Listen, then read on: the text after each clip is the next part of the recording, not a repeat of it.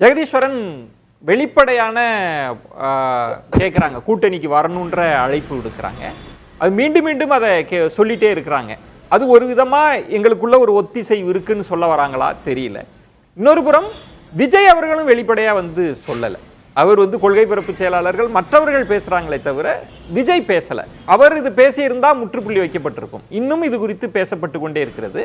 இன்னொரு புறம் அமித்ஷா கூட்டத்திலையும் இது குறித்து பேசி இருக்கிறாங்க. அப்படின்னா பாஜக வெளிப்படையா சொல்றாங்க ஒரு 10% வாய்ப்பு இருக்கு. கடைசி நேரத்தில் என்னுடைய முதல் எதிரின்றது திமுக தான், அதற்காக நான் அதிமுக பாஜக கூட்டணிக்கு போறேன்னு சொல்லி போக வாய்ப்பு இருக்கா? அப்படி புரிஞ்சுக்கலாமா அதை? இல்லங்க, முதல்ல இது எதை காட்டுதுன்னா அதிமுக பாஜக கூட்டணி இன்னைக்கு அந்த 2 பேர் தான் மேஜர் பிளேயரா இருக்காங்க. அந்த கூட்டணி ரொம்ப பலகீனமான கூட்டணியாக இருக்கு அப்படிங்கறதா நமக்கு வெளிப்படையா தெரியுது. ஏன் ஒவ்வொருத்தரா இவங்க வந்துருவார், பாமக வந்துரும், தேமுதிக வந்துரும், விஜய் வந்துருவாரு, நாம் தமிழர் கூட வந்தாலும் வரலாம் இப்படின்னு சொல்வதன் மூலியமாக தங்களுடைய கூட்டணி ஒரு மிகுந்த பலவீனமான கூட்டணி அப்படிங்கறத அவங்க சொல்லிட்டே இருக்காங்க. இன்னொன்னு இப்போ விஜய் அவர்கள் வருகிறாருன்னா இப்போ இந்த ஸ்ட்ராட்டஜியில எந்த ஆர்டர்ல கூப்பிடுறோங்கிற உனக்கு யாரை எப்போது கூப்பிடணும், யாரை முதல்ல கூப்பிடணும், யாரை 2வது கூப்பிடணும், யாரை 3வது கூப்பிடணும் ஒரு ஸ்ட்ராட்டஜியும் இருக்கு. ஏன்னா இப்ப முதல்ல பாமகவை கூப்பிட்டு அவங்களுக்கான சீட்ஸை நம்ம கேரண்டி பண்ணணுமா, வெளிப்படை தரட்டையும் கேரண்டி பண்ணணுமா, இல்ல தேமுதிக கூப்பிடணுமா, இல்ல விஜய் கூப்பிடணுமா? இப்போ ரவீந்திர துரைசாமி சொல்லும் போது அன்புருவன் ஓட் பேங்க் சொல்லிருக்காரு. பட் ஆனா கட்சிகளுக்குள்ள என்னன்னா விஜய்க்கு இத்தனை சதவீதம் இருக்கும். இப்ப மணி அவங்க சொன்னாங்க 15%. அந்த கட்சிகளுக்கு ஏற்ப அவங்க இவ்வளவு சதவீதம் இருக்கு. அப்போ பாமகவோட அதிகமான சதவீதம், இல்ல தேமுதிக அதிகமான சதவீதம். அப்பொழுது விஜய் முதலில் அழைக்க வேண்டும், முதலில் அழைத்தால் அவருக்கு எவ்வளவு சீட்ஸ் கொடுக்கலாம் போன்ற பெர்ஸ்பெக்டிவ்ஸ் அவங்க பேசிட்டு இருக்காங்க. வெளிப்படையா நம்ம பார்க்கலாம். நீங்க தமிழிசை சவுந்தரராஜன் அவர்கள் 2 முறை சொன்னார், நீங்க அவங்க அந்த கட்சியோட நிர்மல்குமார் எல்லாம் பேச அதெல்லாம் ஒத்துக்க மாட்டேன், நீங்க விஜய் அவர்களே பேசணும், கட்சியோட தலைமை பேச சொல்லுங்க அப்படின்னு முன்னாடி இதே வார்த்தை நீங்க சொல்ற மாதிரி இந்த இடத்துக்கு ஒரு விளக்கம் எனக்கு கொடுங்களேன். விஜய் ஏன் பேசாம அந்த கார்டை ஏன் க்ளோஸாவே வச்சிருக்கிறாரு? முடிக்கிறேன். நான் அதான் நீங்க என்னன்னு கேட்டீங்கன்னா, இப்போ அதே தமிழிசை அவர்கள் சொல்கிற மாதிரி நயினார் நாகேந்திரன் அவர்களும் அவர் ஓப்பனா இருக்காரு, வாங்க நீங்க இந்த கூட்டணியில எல்லாத்தையும் ஒன்றிணைக்கணும், நான் வரவேற்கிறேன்னு சொல்றாரு. ராமதாஸ் ஐயா அவர்களும் விஜய்க்கு அன்னைக்கு நான் வாழ்த்து தெரிவிச்சேன், இன்னைக்கும் வாழ்த்துகிறேன்னு சொல்றாரு, ஒரு லைன் சொல்றாரு. அந்த கட்சியில நீங்க சிடிஆர் நிர்மல்குமார் சொன்னாரு, கொள்கை பரப்பு செயலாளர் கூட இந்த அமித்ஷாவோட பேச்சு குறித்து நீண்ட ஒரு ட்விட்டர் அறிக்கை ஒன்று எழுதியிருக்காரு, அதை நம்மால் பார்க்க முடிகிறது. அந்த கட்சியில் இருக்கிற இப்போ நேற்று சேர்ந்த அருண்ராஜ் முதற்கொண்டு இன்னைக்கு ஒரு பேட்டியில கொடுக்கும் பொழுது எங்களோட கொள்கை எதிரியாக பாஜக இருக்கும், எந்த காலத்திலும் பாஜக கூட்டணி கிடையாதுன்னு சொல்றாரு. அந்த கட்சியில் ஆதவ அர்ஜுனா தனிப்பேட்டிகளும் சொல்றாரு, பிரஸ் மீட்லயும் சொல்றாரு, இல்லங்க நிச்சயமாக பாஜக கூட்டணி இல்லைங்கிறத சொல்றாரு. ஆனா கேள்வி என்னன்னா, மறுபடியும் தலைமைன்னு சொல்லும் பொழுது இதர் விஜய் அல்லது புஷியானந்த் அவர்களிடமிருந்து ஏன் இந்த அறிக்கை வரமாட்டேங்குது அப்படிங்கிறது ஒரு கேள்வியாக தொடர்ந்து கொண்டே இருக்கின்றது. ஆனா அதே நேரத்தில் விஜயோட ஒப்புதல் இல்லாமல் நீங்கள் இல்ல கட்சியோட தலைமையின் ஒப்புதல் இல்லாமல் நீங்க இன்னைக்கு அருண்ராஜ் நேற்று சேர்ந்த அருண்ராஜ் அவர்களோ அல்லது ஆதவ அர்ஜுனா அவர்களோ அல்லது கொள்கை பரப்பு செயலாளரோ இவங்கள பேச முடியுமாங்கிறது கிடையாது. ஏன்னா அவங்க ஒப்புதலே இல்லாம இவங்களோட தனிப்பட்ட கருத்து தெரிவிக்கிறாங்க. ஜெகதீஸ்வரன், நீங்க எப்படி ஒரு கூட்டணிக்கு எந்த கட்சியை அழைக்கணும் அதுக்கு ஒரு ஆர்டர் இருக்குன்னு யதார்த்த அரசியலை பேசுனதுனால சொல்றேன். சில நேரங்கள்ல கூட்டணியில் இருந்து வெளியில வரணும்னா தலைவர்கள் முதல்ல பேச மாட்டாங்க, 3ஆம் கட்ட தலைவர்கள் 2ஆம் கட்ட தலைவர்கள் இந்த ஆர்டர்ல தான் கொண்டு வருவாங்க.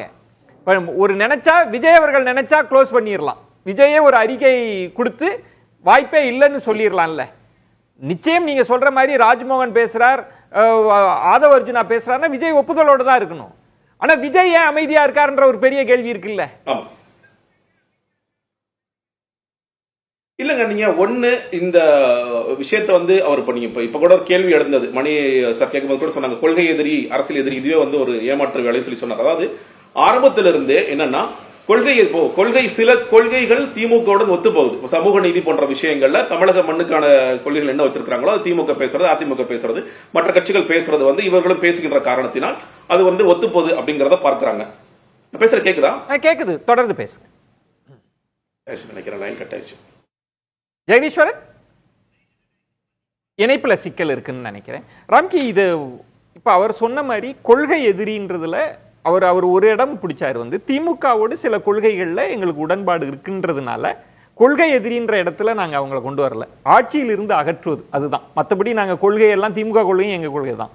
ஆனா பாஜக கொள்கை எங்களுக்கு நேர் எதிரானதுன்னு சொன்ன பிறகும் திரும்ப திரும்ப பாஜக இந்த பந்த நோக்கி தாவேகாவை நோக்கி போடுறதை எப்படி புரிஞ்சுக்கிறது? இல்லை, பாஜகவுக்கும் அதிமுகவும் தேவை இருக்கிறது, அவங்களுக்கு ஒரு தேவை இருக்கிறது. அதனால அவங்க தான் சொல்றாங்க, எல்லா கட்சிகளுமே அவங்க முன்வைக்கிறதுன்னா திமுக எதிர்ப்பில் உறுதியாக இருக்கிற எல்லா கட்சிகளோடும் சேர்ந்து கூட்டணி அமைப்போம் அப்படிங்கிற ஒரே வார்த்தை தான் சொல்லிட்டே இருக்காங்க. ஸோ அது போதாது, அதை பற்றி நம்ம நிறைய பேசியிருக்கோம், அதை தாண்டி பண்ணணும் அப்படின்ட்டு. ஆனால் இதில் என்னென்னா, விஜய் அவர்களே கட்சி ஆரம்பிக்கும் போது பாஜக எதிர்ப்பு கைது எடுத்தது என்னென்னா, நாம் வந்து ஒரு வழக்கமாக அந்த டெம்ப்ளேட் மாரி ஆகிடக்கூடாது அப்படிங்கிறதுக்காக தான் அவர் வந்து திமுக எதிர்ப்புனாலே நம்மளை பாஜக ஆதரவுங்கிற அந்த இடத்த தள்ளி விட்டுருவாங்களேங்கிறது, அதை தவிர்ப்பதற்காகவே அவர் தான் பாஜக எதிர்ப்புங்கிற விஷயத்தை வச்சார். ஓகே. ஸோ இன்னைக்கு அந்த இடத்துல வந்து அவர் ரீகன்சிடர் பண்ண வேண்டிய இதெல்லாம் இருக்குது. ஆனால் நான் என்ன சொல்கிறேன், இப்போ இன்னும் ஒரு பொங்கல் வரைக்கும் அவர் படம் ரிலீஸ் ஆகிற வரைக்கும் நேரடி அரசியல் வரப்போவதில்லை. ஓகே. அவர் வந்த பிறகு தான், அவர் களத்தில் போன பிறகு தான் அவருக்கான ஒரு அலையோ இல்லை ஒரு இதே வரப்போகுது. ஸோ அது வரைக்கும் நம்ம வந்து ஆன் பேப்பரில் தான் நம்ம இந்த கால்குலேஷனை போட போகிறோம். ஸோ அப்படி போடும்போது இன்னைக்கு அவங்களுக்கு என்ன ஆப்ஷன் இருக்குன்னா, வேறு ஆப்ஷனே கிடையாது. இப்போ நீங்கள் ஏராளமான ஆலோசகர்கள் சொன்னால் கூட அவங்களுக்கான கட்டமைப்பு இதெல்லாம் அவங்க சொல்லி ஒரு இதாக கொண்டு போக முடியும்.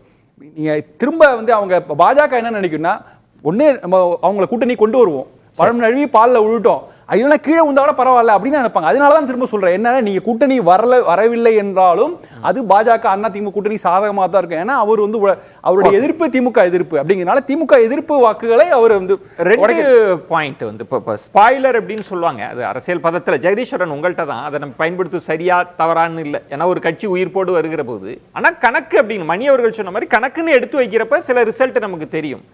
பாஜக வந்தாலும் லாபம், வராட்டியும் லாபம் அப்படின்ற துணி இருக்கா? பாஜகவுக்கு அந்த பார்வை இருக்கு அப்படின்னா அது ஒரு விதமான தாவேக்காவுக்கே ஒரு விதமான அழுத்தம் தானே. கிட்டத்தட்ட ஒரு பி டீம்னு சொல்லுவாங்கல்ல, இந்த விமர்சனமா சொல்றாங்கல்ல, அந்த விமர்சனம் அது மேல இருக்கத்தானே செய்யுது. அப்போ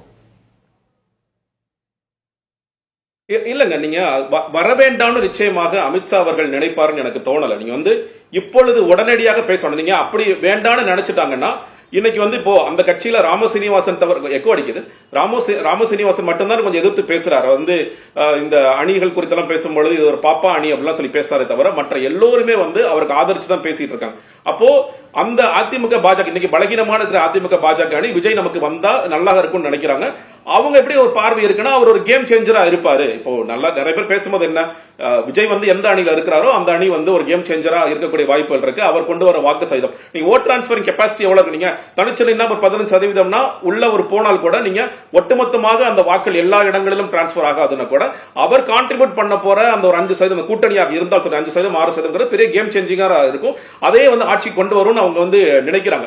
ஆனா பிரச்சனை கேட்டீங்கன்னா, அது கேம் சேஞ்சரா அது என்டிஏ கூட்டணிக்கு இருக்கும். ஆனால் இந்த கேம் சேஞ்சர் ஃபிளாப் ஆயிடுவார். அதுதான் பிரச்சனை. இவருக்கு வந்து அது பொலிட்டிக்கல் சூசைடா ஜெகதீஸ்வரன், நீங்க அது விஜய்க்கு பெரிய பாதிப்பை ஏற்படுத்தும்னு மணி அவர்கள் சொன்ன பாயிண்ட்டும் ராம்கி அவர்கள் சொன்ன பாயிண்ட்டும் ஒரு 10% கொடுக்குறாங்க இந்த அலையன்ஸ்க்கு போகிறதுக்கான வாய்ப்புன்னு. இன்னும் தேர்தல் நெருங்க இந்த ஆட்சியை அகற்றணுங்க, அதுக்காக நான் காம்ப்ரமைஸ் பண்றேன் அப்படின்னு ஒரு டோர் இருக்கு. அதுக்காக தான் விஜய் பேசாமே இருக்கிறாரா? இது பற்றி எல்லாம் வெளிப்படையா பேசாம கடைசி நேரத்தில் முடிவெடுக்கலாம் அப்படின்றதுக்காக அமைதியா இருக்காரா? அப்ப அந்த 10% வாய்ப்புன்றதை நீங்க தவிர்க்க முடியுமா என்ன? இல்லங்க, நீங்க நான் வந்து இப்போ 20 சீட்டு வச்சுக்கலாமே, பாஜக என்டிஏ கூட்டணியில ஒரு 20-30 சீட்டு கூட வச்சுக்கலாம். நான் வந்து 30 சீட்டு வாங்கி எடப்பாடி பழனிசாமி அவர்களை முதலமைச்சர் ஆக்குவதற்காகத்தான் என்னோட ஒட்டுமொத்த சினிமா கேரியரை விட்டுட்டு வர்றேன்னு விஜய் வர்றாருன்னா அதை கட்சி தோக்க வேண்டிய அவசியமே கிடையாது. அவர் குரல் கொடுத்துட்டு வாய்ஸ் கொடுத்துட்டு போயிடலாம்.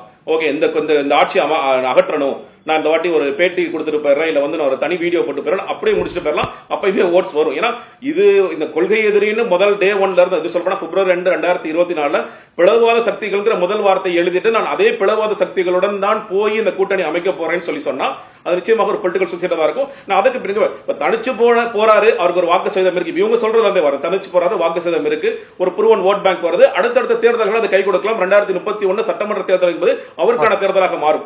ஆனா ஒன்ஸ் நீங்க வந்து இங்க பாஜக கூட்டணிக்குள்ள போயிட்டீங்கன்னா நீங்க சங்கி என்ற முத்திரை குத்தப்படுவீர்கள். அதற்கு பிறகு அவர் ஒருவேளை சினிமாக்கு போறனா சினிமா கேரியர் பாதிக்கப்படும், பொலிட்டிக்கல் கேரியர் பாதிக்கப்படும்.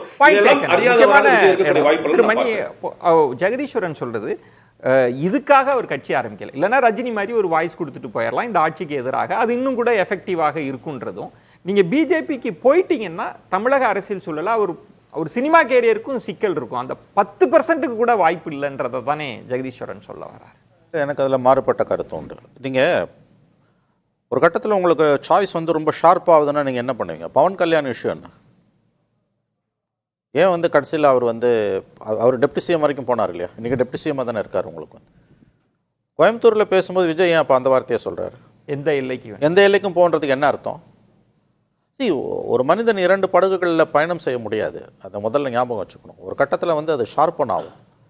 அப்போ நீங்கள் முடிவு எடுத்து தான் ஆகணும். ஆனால் அது ரொம்ப சிக்கலான விஷயன்றதை நான் புரிஞ்சுக்கிறேன். catch-22 சுச்சுவேஷன் வாங்க. அது வந்து நீங்கள் இப்படி போனாலும் பிரச்சனை, அப்படி போனாலும் பிரச்சனை. நீங்கள் போயிட்டீங்க டிஎம்கேவோட போயிட்டீங்கன்னா நீங்கள் வந்து பிஜேபியோட போயிட்டீங்கன்னா நீங்கள் இழக்க வேண்டியிருக்கும். தனியாக போகிறீங்கன்னு வச்சுக்கோங்க, அதுக்கு பிறகு ஒருவேளை திமுக ஆட்சி தக்க வச்சுக்கிட்டாங்கன்னா 26 அவங்க இப்போ இருக்க சூழ்நிலையில் 26 திமுக ஆட்சியை தக்க வைப்பதற்கு வாய்ப்புகள் ரொம்ப பிரகாசமாக இருக்குது. இப்போ இருக்க சுச்சுவேஷன் ஒருவேளை திமுக ஆட்சியை தக்க வைத்துக் கொள்ளுகிறது என்றால் அடுத்த 5 வருஷம் நீங்கள் டிஎம்கே ஃபேஸ் பண்ணணும். அப்போ அந்த சாய்ஸ் எப்படி ஹேண்டில் பண்ணுவீங்க? அதனால் அந்த 10% ரூல்ட் அவுட்டுன்னு ஜெகதீஷ் சொல்கிறது தவறு. அது ரொம்ப சிக்கலான ஒரு விஷயமாக தான் எனக்கு படுது. ப்ராபபிலிட்டிஸ்ன்னு சொல்லுவாங்க, அதன்படி பார்த்தீங்கன்னா அவருக்கு அந்த 10%க்கு தான் வாய்ப்பு இருக்குன்னு நான் நம்புகிறேன். ஓகே, ரவீந்திரன் அவுட்ரைட்டா ரிஜெக்ட் பண்றேன் நான். பவன் கல்யாண் வந்து 2014 ஜெகதீஸ்வரன் சொன்ன மாதிரி பிரச்சாரம் தான் பண்ணாரு. 19 7% வாக்க ப்ரூவ் பண்ணதுனால தான் 24 நாயுடு வந்து அவருக்கு சீட்டு கொடுத்தாரு. 40% நாயுடு சிஎம் ஆனாரு. நிரூபிச்ச பிறகு 7% இதானாரு. மணி சொல்றது ஏட்டு சொரக்கா கறிக்கு உதவாது. அது கற்பனைகளா பேசக்கூடிய ஒரு வாக்கு வங்கி. அவர் சொல்ற இடம் அவர் கணிப்பா இருக்கலாம், பட் அது ஏட்டு சொரக்கா தான். இல்ல நான் சொல்லுவது இந்த பாயிண்டை யோசிங்க. இப்ப விஜய் அவர்கள் அதிதீவிர திமுக எதிர்ப்புல இருக்கிறாரு, திரைத்துறையிலேயே இருக்கிறாரு. திரைத்துறையில திமுக அவங்களோட ஆதிக்கம் இருக்கிற விமர்சனங்கள்லாம் இருக்கு.